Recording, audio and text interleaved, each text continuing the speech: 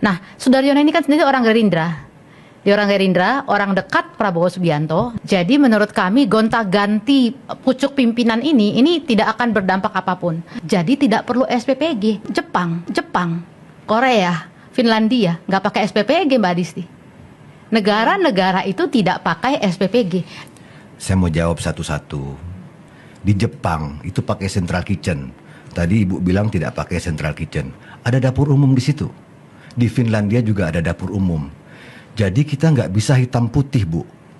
Maksudnya, ya udah semuanya nggak boleh ada SPPG. Mungkin semuanya, maksudnya saya adalah kombinasi. Oke. Tadi Ibu bilang nggak setuju.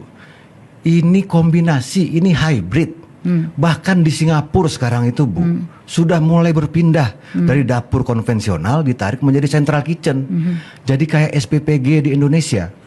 Pola SPPG di Indonesia itu agak mirip dengan SPPG yang ada di Jepang. Dapur umum. Nah, bagaimana dengan daerah-daerah yang susah dijangkau itu bisa menggunakan kantin sekolah. Makanya Presiden Prabowo bilang kepada BGN, jangan terburu-buru mengambil keputusan. Pertimbangkan baik-baik, karena ini sensitif.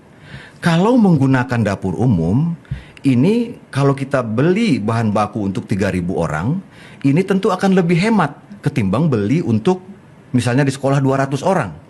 Sekarang kalau uangnya diberikan kepada sekolah, hampir 500.000 sekolah, apakah itu jaminan tidak terjadi korupsi? Apakah itu jaminan tidak membebani orang tua? Bagaimana kalau terjadi korupsi kemudian para guru memakai baju oranye? Apa yang dilihat oleh para murid-muridnya? Kemudian bagaimana pengecekan BPKP, bagaimana standar gizinya?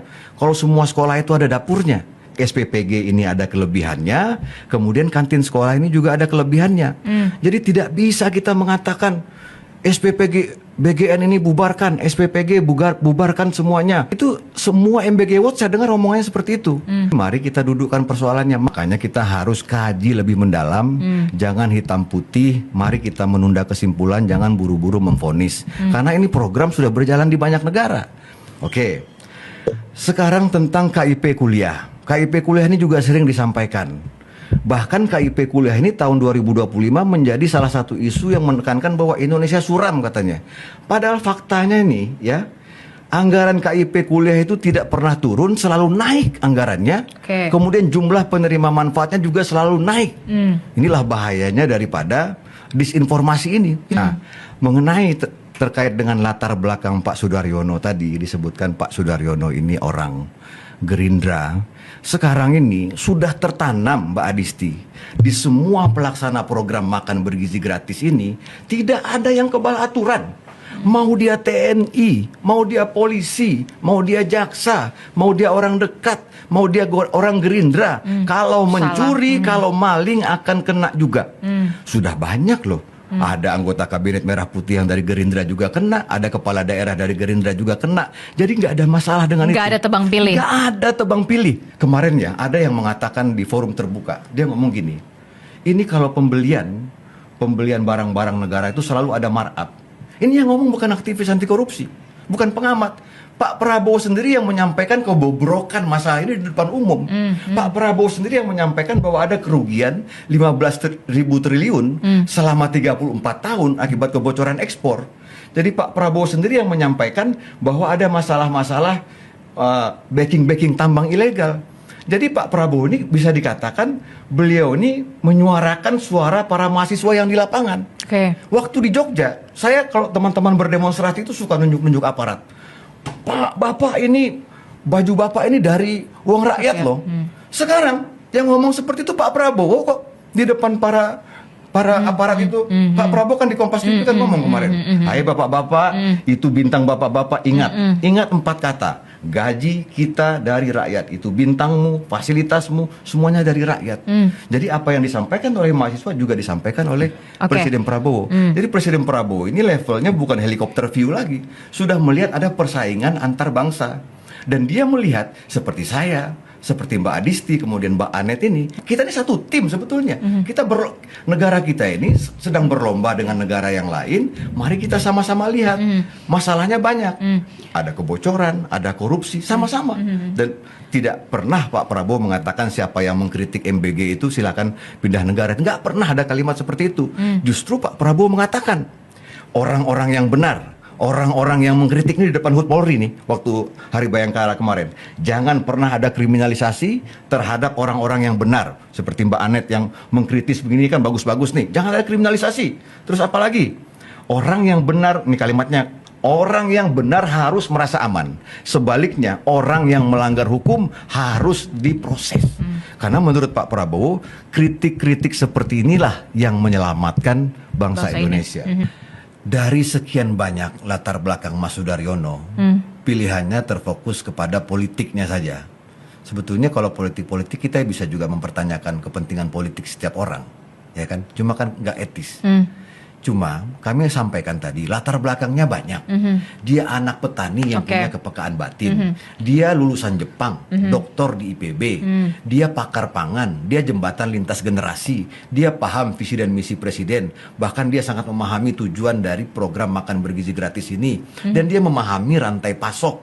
Kemudian yang paling penting adalah dia punya integritas. Dia tidak punya dapur. Dia bebas konflik kepentingan.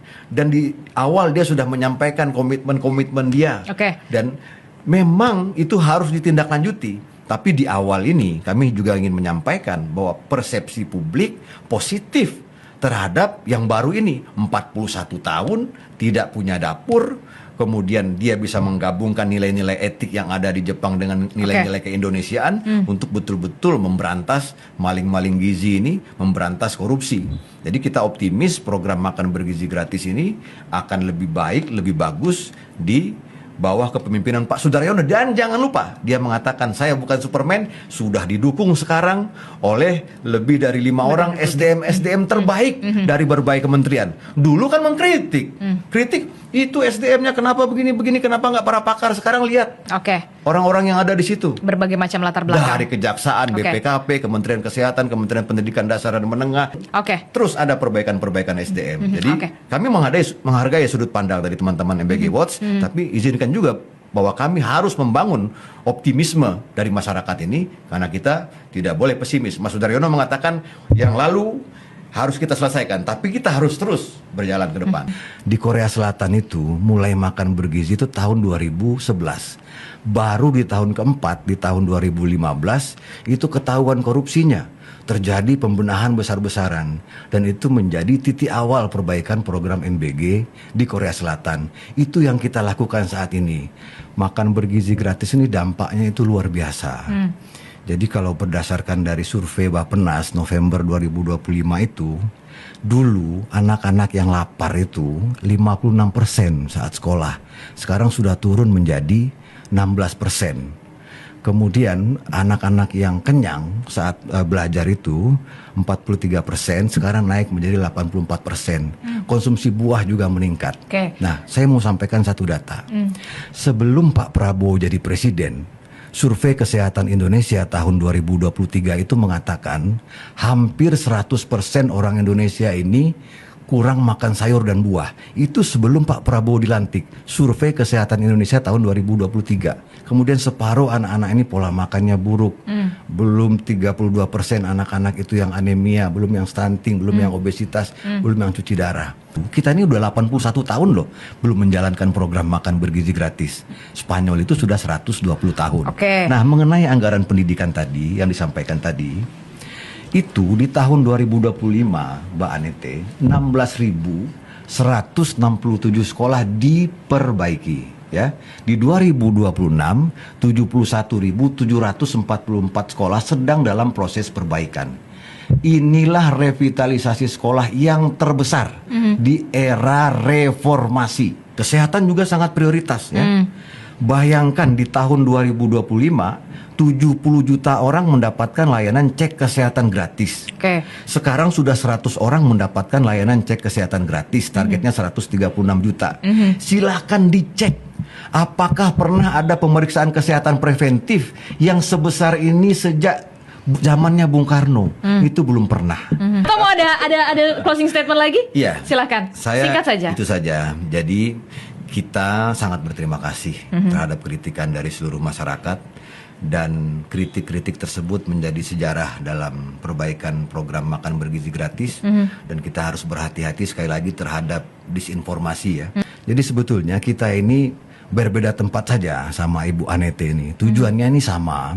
Jadi posisi kita berbeda, tetapi kita sama-sama ingin anak-anak ini sehat ya, Oke. panjang usianya, cerdas dan bisa bersaing di tahun 2045. Oke,